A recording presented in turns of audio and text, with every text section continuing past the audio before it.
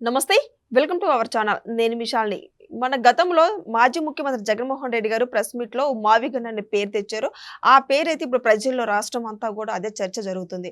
మరి ఈ రోజు కాకాని గోవర్ధన్ రెడ్డి అయితే మావిగన్ పేరు తలుచుకుంటేనే చంద్రబాబు నాయుడు గారికి వణుకు మొదలైంది. భయపడుతున్నారు అనని విమర్శించి మాట్లాడటం ఇది ఎంతవరకు వాస్తవం? అసలు నిజం కాకాని గోవర్ధన్ రెడ్డి విమర్శలు ఎంతవరకు వాస్తవం ఉంది? ఇలాంటి అంశాలను చర్చించే స్టూడియోలో ఉన్నారు సీనియర్ జర్నలిస్ట్ దుర్గా కుమార్ గారు ఉన్నారు. వారిని అడిగే విషయాలను తెలుసుకునే ప్రయత్నం చేద్దాం. నమస్కారం సార్. నమస్తే మా శాలిని, మన వీక్షకులు కూడా. సార్, జగన్మోహన్ రెడ్డి గారు పెట్టిన పేరు మావిగన్ అనే పేరు ఇప్పుడు రాష్ట్రం అంతా కూడా ఇదే చర్చ జరుగుతుంది. అసలు అది ఏం పేరని ప్రజలు కూడా నవ్వుకునే స్థాయికి వచ్చింది ఆ పేరు గురించి. మరి ఈ రోజు కాకాని గోవర్ధన్ రెడ్డి చెప్పడం, చంద్రబాబు నాయుడు గారి మీద విమర్శించడం జరుగుతుంది. మావిగన్ పేరు వింటేనే చంద్రబాబు నాయుడు గారికి భయపడుతుంది, వణుకు పుడుతున్నారు అని వ్యాఖ్యలు చేస్తున్నారు. అసలు నిజంగా వీళ్ళు చేస్తున్న వ్యాఖ్యలు ఏ విధంగా చూడాలి సార్? ఇప్పుడు మావిగన్ అని పేరు పెట్టింది ఎవరమ్మా? జగన్మోహన్ రెడ్డి కదా. ఆయన ఏమన్నా 4 గోడల మధ్యలో ఉండి పెట్టాడు? అది ఎక్కడ పెట్టాడు? ప్రజలు ప్రెస్ కాన్ఫరెన్స్లో పెట్టాడు. పెట్టినప్పుడు ఆ మావిగానికి అంత మంచి భావన ఉంటే, అంత మంచి ప్రజల నుంచి ఆదరణ ఉంటే సజ్జల రామకృష్ణారెడ్డిని ఎందుకు దింపాడు దాన్ని సమర్థించడానికి? ఆయనే కదా వచ్చి చెప్పాలి. ఇంకా కొంత వివరణ ఇవ్వాల్సిన వ్యక్తి జగన్మోహన్ రెడ్డి. ఆ జగన్మోహన్ రెడ్డి ఏమైపోయాడు? ఆ ప్రకటన చేసిన తర్వాత జగన్మోహన్ రెడ్డి అజ్ఞాతంలోకి ఎందుకు వెళ్ళాలి? సజ్జల రామకృష్ణారెడ్డి టెలికాన్ఫరెన్స్లు పెట్టి మాజీ మంత్రుల్ని, సీనియర్ ఎమ్మెల్యేలని దీన్ని మద్దతు ఇవ్వమని అడిగితే వాళ్ళు ఎదురు తిరిగి మందలిస్తే, కోప్పడితే, తన్నే తిడితే నువ్వు ఒక పార్టీకి శనిలాగా పట్టి నువ్వు ఇంకా దీన్ని కూడా సమర్థిస్తావా అంటే మూసుకుని బయటికి వెళ్ళిపోయాడు. ఇప్పుడు మళ్ళీ కాకాని గోవర్ధన్ రెడ్డి వచ్చాడు. అసలు వ్యక్తి వచ్చి చెబితే ప్రజలకు అర్థమవుతుంది. కానీ అసలు ఎవరైతే ఆ పేరు పెట్టారో ఆయనే వణికిపోయి రగ్గు కప్పుకుని ఎక్కడో అజ్ఞాతంలో పడుకున్నాడు. ఇప్పుడు వీళ్ళు వస్తున్నారు బయటికి. ఆయన ఎవరైతే ఆ మాట చెప్పాడో ఆయన చెప్తేనే ప్రజలకి దాని విలువ ఉంటుంది. మీరెందుకు వచ్చి సమర్థిస్తున్నారు? చంద్రబాబుకి ఏమి భయం? చంద్రబాబు ప్రజల్లోనే తిరుగుతున్నాడు కదా. రెండోది ఏంటంటే, దేశంలో అన్ని రాజకీయ పార్టీలు ఒక్క వైఎస్ఆర్సీపీ తప్ప అమరావతి రాజధాని ఉండాలి, దానికి రాజ్యాంగ చట్టబద్ధత కల్పించాలని ఒప్పుకున్నాయి, చట్టం చేశారు. ఇవాళ రాష్ట్రపతి ఆమోదానికి కూడా వెళ్ళింది. రాష్ట్రపతి గారు కూడా సలహా తీసుకుని, ఎందుకంటే రాష్ట్రపతి గారు ఏ బిల్లులు పాస్ అయ్యి ఆమె దగ్గరికి వచ్చిన సంతకం కోసం వాళ్ళ ప్రోటోకాల్ ఒకటి ఉంటుంది. వాళ్ళ ఆఫీస్లో అందరూ కూడా దాన్ని ఆమోదించి ఆమె దగ్గరికి పంపించినప్పుడు ఆఖరి సంతకం ఆమె చేసేస్తారు. ఆ సంతకం కూడా వాళ్ళ రాత్రి లోపు అయిపోవచ్చు, సాయంత్రానికి. అట్లాంటప్పుడు ఈ మావిగన్ను చూసి భయపడేది ఏంటి? ఒక సాధారణ వైఎస్ఆర్సీపీ కార్యకర్తలు కూడా ఓళ్ళల్లో తిడుతున్నారు. అమరావతి అనేది ఒక చారిత్రకంగా ప్రజల మనస్సుకి సంబంధించిన, ఆంధ్రప్రదేశ్ తెలుగువారి చరిత్రకు సంబంధించిన అమరావతి. ఆయన నోటమ్మటే ఎందుకు మాట్లాడట్లేదు? అదేమన్నా బూతు మాట జగన్మోహన్ రెడ్డి ఎత్తటానికి వీలు లేకుండా? ఇంకోటి ఏంటంటే, జగన్మోహన్ రెడ్డి ప్రతిపాదించినటువంటి భూభాగం ఏదైతే ఉందో అది కూడా సిఆర్డిఏ పరిధిలో ఉన్నదే. కాబట్టి క్రమేపీ ఒక చెట్టు పెరుగుతున్నప్పుడు అది విస్తరించుకుంటూ వెళ్తుంది. ఎంత విస్తరిస్తుంది అంటే, ఇవాళ సిఆర్డిఏ పరిధే కాదు, అంతకి డబల్ కూడా పెరుగుతుంది. ఇప్పుడు హెచ్ఎండిఏ అంటారు, హైదరాబాద్ మెట్రో డెవలప్మెంట్ అథారిటీ అని. దీన్ని ఉడా అనేవాళ్ళు అంతకుముందు, హైదరాబాద్ అర్బన్ డెవలప్మెంట్ అథారిటీ అని. ఇప్పుడు ఇది కనీసం తెలంగాణలో 5-6 జిల్లాల్లో విస్తరించి ఉన్నది. అంటే గ్రేటర్ హైదరాబాద్ మున్సిపల్ కార్పొరేషన్ కన్నా కూడా ఎక్కువ పరిధి ఉంది. అంత పరిధిని గ్రేటర్ మున్సిపల్ హైదరాబాద్ను కూడా విస్తరించాలనే ఆలోచన కూడా తెలంగాణ ప్రభుత్వం చేస్తుంది. ఎందుకంటే పౌర సదుపాయాలు పెంచుకుంటూ వెళ్ళాలి. ఇప్పుడే కదా మొదలుపెట్టింది. ఇప్పుడు 5 ఏళ్ల పాటు 2019 నుంచి 24 వరకు అమరావతి నిర్మాణాలన్నీ నిలిచిపోయినాయి, అడవులు మొలిచిపోయినాయి, అన్నీ పాడుపడిపోయినాయి, బీడులు అయిపోయినాయి. ఇప్పుడు మళ్ళీ దాన్ని సరిదిద్ది ట్రాక్ మీద పెడుతున్నారు. పెట్టినప్పుడు అమరావతి విస్తరణ అనేది ఎక్కడికి వెళ్తుందో కూడా చెప్పలేము. ఈయన నిర్ణయించిన దగ్గర కూడా ఇతను చెప్పాడు కదా, గుంటూరు అని. గుంటూరు కాదు, సత్తెనపల్లి వెళ్ళొచ్చు, మాచర్ల వెళ్ళొచ్చు, అటేపు తెనాలి రాక వెళ్ళొచ్చు, మళ్ళీ ఇటేపు జగ్గైపేట వెళ్ళొచ్చు. చెబుతున్నా, జగ్గైపేట మన ఎండ్ అంటే ఆల్మోస్ట్ తెలంగాణ అంచురాక కూడా పెరుగుతుంది. కాబట్టి చంద్రబాబు నాయుడు గారు ఇంత కుంచితమైన ఆలోచనతో ఆయన లేడు. ఆయన అమరావతి అని, కోర్ ఏరియాకి అమరావతి అని పేరు పెట్టారే కానీ అక్కడికే పరిమితి అయి ఉండదు ఆ రాజధాని. ఇప్పుడు విజయవాడలో 50 లక్షల మంది, 40 లక్షల మంది ఉన్నారన్నాడు. ఉండమాట వాస్తవమే. వాళ్ళందరూ కూడా రేపు అమరావతి కింద రాజధాని కిందకు వచ్చేవాళ్ళే. గుంటూరు అక్కడికి వస్తుంది. ఆల్రెడీ గుంటూరు, హైదరాబాద్, విజయవాడలో భారీ ఎత్తున మౌలిక సదుపాయాలు పెంచుతున్నారు. ఎందుకంటే రేపు రాబోయే రోజుల్లో ఇవన్నీ కూడా రాజధానిలో అంతర్భాగాలు అవుతాయి. కాబట్టి కోర్ ఏరియాగా ఉన్న అమరావతి అనేది క్యాపిటల్ అనే కానీ ఇప్పుడు హైదరాబాదు దీనికి రాజధాని అంటారు తెలంగాణకి, కానీ సికింద్రాబాద్ కూడా ఉంది కదా, సైబరాబాద్ కూడా ఉంది కదా, ఇప్పుడు కొత్తగా రాచకొండ అని ఇంకొక ఏరియా కూడా వచ్చింది. ఇలా విస్తరిస్తుంది. 4 కమిషనరేట్లు ఉన్నాయి, ప్రముఖమైన కమిషనరేట్లు.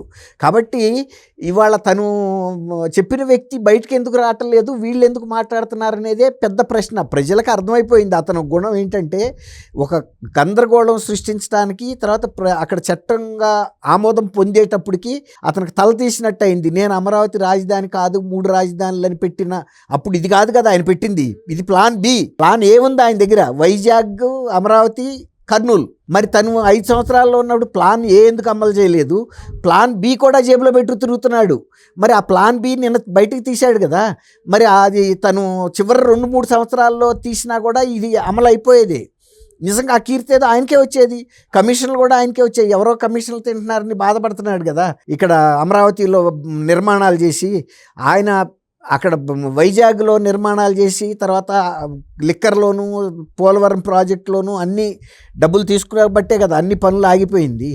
అట్లాగే ఇప్పుడు జగన్మోహన్ రెడ్డి ఎందుకు బయటకు వచ్చి మాట్లాడకుండా వీళ్ళు మాట్లాడుతున్నారంటేనే జగన్మోహన్ రెడ్డి తప్పు మాట్లాడాడు. ప్రజల అభిమానాన్ని చూరగొనే విధంగా కాకుండా వాళ్ళ ఆత్మ గౌరవాన్ని దెబ్బ కొట్టే విధంగా మాట్లాడాడు. తన బ్రీఫ్ కేస్ కంపెనీలకు ఎలాంటి పేరు పెట్టాడో అమరావతికి కూడా అలా సునాయాసంగా ఒక పేరు వదిలాడు అంతే. అది ప్రజల ఆత్మగౌరవాన్ని ఎంత దెబ్బ కొడుతుంది.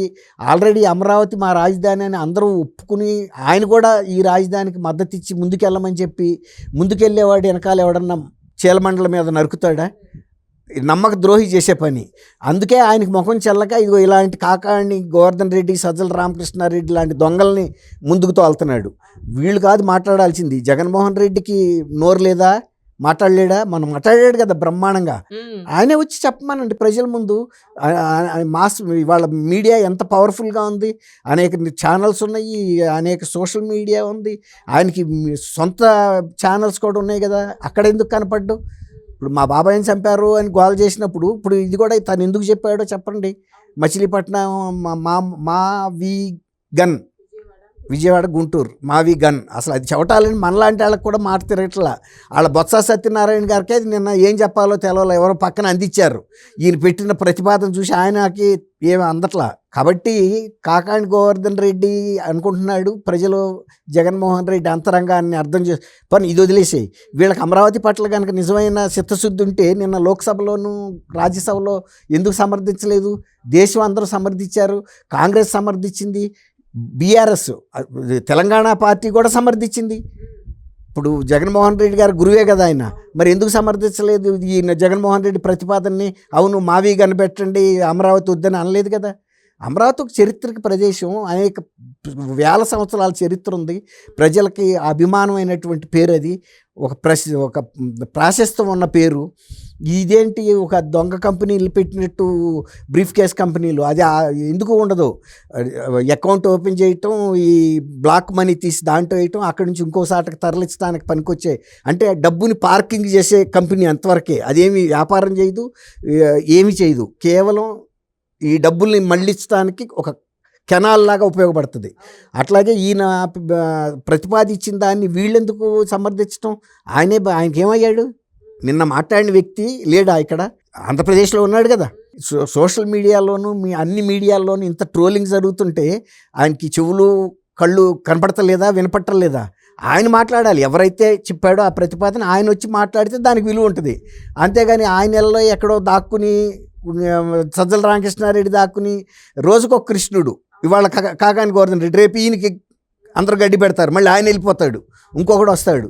అంతేగాని చంద్రబాబు నాయుడు గారికి భయం ఏంటి? తర్వాత అమరావతిని నిర్మాణమే బహిరంగంగానే చేస్తున్నారు కదా, దానికేం పట్టాలు కట్టలేదుగా. వైజాగ్లో ఆయన కట్టిన ప్యాలెస్కి పట్టాలు కట్టారు రహస్యంగా. దేనికి కడుతున్నారో తెలియదు. చివరికి పట్టాలు ఓడదీసేటప్పటికి ఏముంది? అక్కడ ఏం లేదు, ఎందుకు పనికిరాని భవనాలు అయ్యి. కానీ 450 కోట్ల రూపాయల ప్రజాధనం అయితే రాళ్లల్లో పోసేశారు. ఇది అట్లా కాదు, పట్టాలు ఏం లేవు, ఎవరైనా ఎప్పుడైనా వెళ్ళి చూసుకోవచ్చు. అన్నీ అయిపోయిన తర్వాత కూడా ప్రజలందరూ ప్రతి భవనంలోకి ప్రతి అంగుళం చూసి వస్తారు అందరూ. అంతేగాని అది ఏం రహస్యం కాదు. చంద్రబాబు నాయుడు గారు విలాసంగా వ్యక్తిగత విలాసాలకు కట్టింది అంతకన్నా కాదు. ప్రజల ప్రతిష్ట కోసం వాళ్ళ ఆత్మగౌరవ ప్రతీకగా ఉండే ఐకానిక్ భవనాలుగానే కడుతున్నారు. అవి చీప్గా కడతలా. ఎందుకంటే చిరకాలం ఉండాల్సినవి, ప్రజలకి గౌరవంగా ఒక హుందాతనం ఉండాలి, ఆంధ్రప్రదేశ్కి తగ్గట్టుగా ఉండాలి రాజధాని. ఇప్పుడు మనం ఇల్లు కట్టుకుంటాం అనుకోండి, మన స్థాయిలో మనకు తగ్గట్టు కట్టుకుంటాం. ఎవరైనా సరే కోటీశ్వరుడు కోట్లు కనపడేటట్టు కడితే లక్షాధికారులు లక్ష కనపడేటట్టు కడతాడు. ఏదుంటా మన ఇల్లు కాబట్టి మన వ్యక్తిత్వాన్ని ప్రతిబింబించే విధంగా ఉంటుంది. అట్లాగే రాష్ట్ర ప్రజల వ్యక్తిత్వాన్ని ప్రతిబింబించేటట్టుగానే అమరావతిలో కట్టే భవనాలు కానీ అక్కడ నిర్మాణాలు అన్నీ కూడా తెలుగు సంస్కృతి ఉట్టిపడేటట్టుగా కడుతున్నారు. కాబట్టి ఏదో ఇంగ్లీష్ పేర్లు అక్కడొక అక్షరం ఇక్కడొక అక్షరం దొంగతనంగా తెచ్చి పెట్టి అది ఒక గన్నో లేకపోతే రివాల్వరో ఒక గొడ్డలో ఒక కత్తో మీనింగ్ వచ్చేటట్టు ఉండవు. లేకపోతే వైరస్, మామిడి చెట్లకు వచ్చే వైరస్ అంట మావి గన్ అంటే రైతులే చెబుతున్నారు. అది మామిడి పూతకు వచ్చే వైరస్ అంటే అది వస్తే రాలిపోతుంది, పిందలు ఉండవంట. కాబట్టి అట్లాంటి వైరస్ ఎందుకు అమరావతికి శుభమా అని పెట్టుకునేటప్పుడు? కాబట్టి అది అరిష్టమైనటువంటి పేరు, ఆయన నోటమ్మట వచ్చిన మాట కూడా.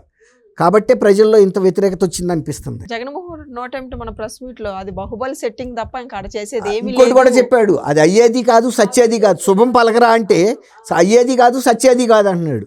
ఆ రాజధానిని పట్టుకుని అవుతుందో సస్తుందో, నువ్వు ఉంటావో ఉండవో మనిషి నువ్వు చూసుకో. అమరావతి చిరకాలు ఉంటుంది, మనం ఎవరు ఉండకపోవచ్చు. అమరావతి మనం వెళ్ళిపోయినా కూడా కొనసాగుతూనే ఉంటుంది. Thank you sir. Thank you అమ్మా శాలిని, మన వీక్షకులకు.